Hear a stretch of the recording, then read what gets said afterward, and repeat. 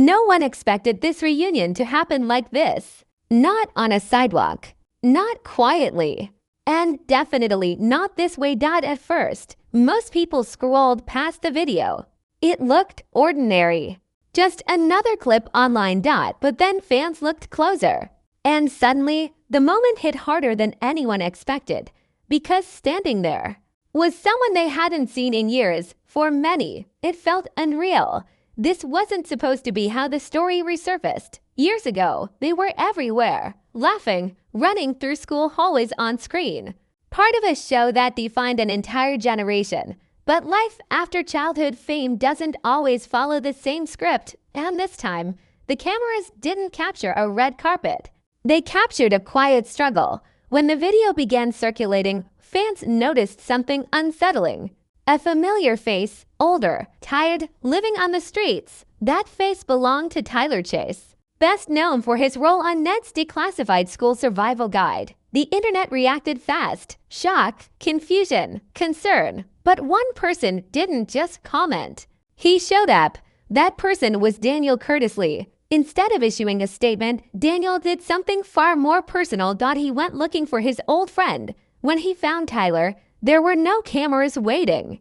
No press release. Just a conversation. Daniel walked with him, sat with him, listened. They shared a meal. Something simple, but meaningful. And then Daniel made a quiet decision.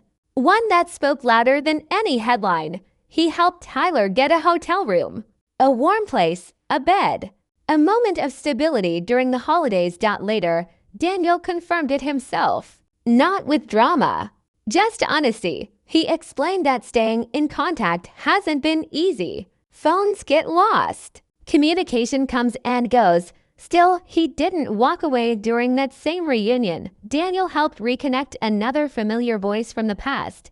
A FaceTime call. One fans never expected to see again. Devin Werkheiser.